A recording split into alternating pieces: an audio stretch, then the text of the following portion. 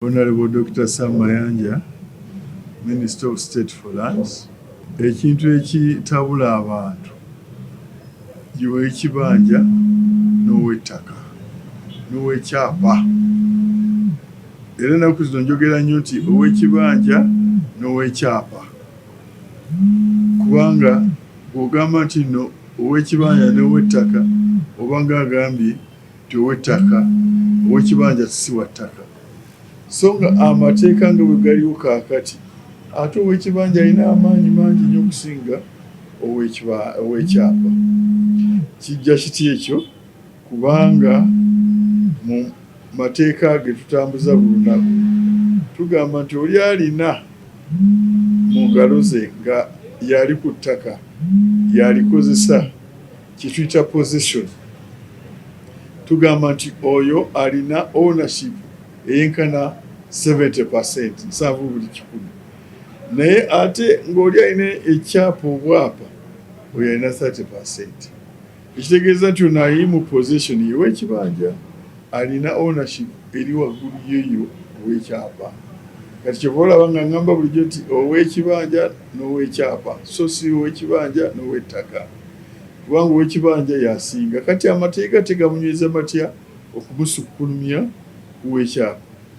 Kaakati ekyo ng'ogenda mu constitution yaffe egamba nti etteeka ekkulu erisinga amateeka gonna, wabaawo etteeka erikontagana ne article yonna ya constitution, etteeka eryo libafu to the extent of that contest, that misrepresentation oba that conflict.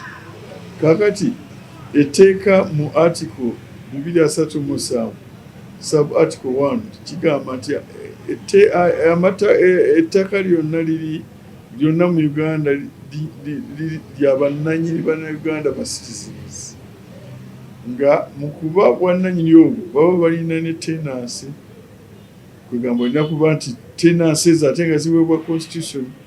Kati olina kutunula mwayera mu constitution eyo article 3 n'olaba nti tenancy ezo baziwa ye mayiro, ye freehold, ye leasehold ne customary.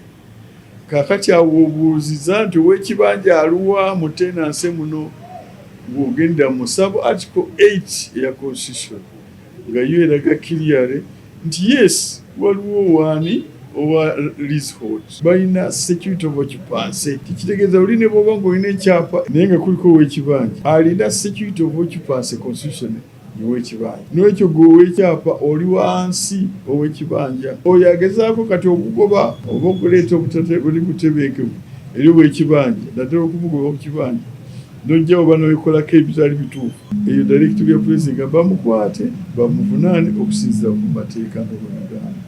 Amateeka nga bwe gabagamba kye yagamba yeego trespass, oze ku kibanja kyange oba trespass, oze n'okolerako ebyonoona ebintu byange oba malicious damage to property, oze n'oyingirako nga sikukkiriza forceful entry, oze oba n'onoonako ebyabafu bange amalaalo oba disturbing the peace of the order of the day, threatening violence. Ebyo byonna ago mateeka g'oyinza okukwata ono ow'ekyapa aze okutuluganya ow'ettaka, ate ow'ekyapa aze okutuluganya ow'ekibanja. Ate ekirala president mu directive n'agamba nti abo ababa bagobeddwa ku bibanja byabwe baddizibweyo ku bibanja.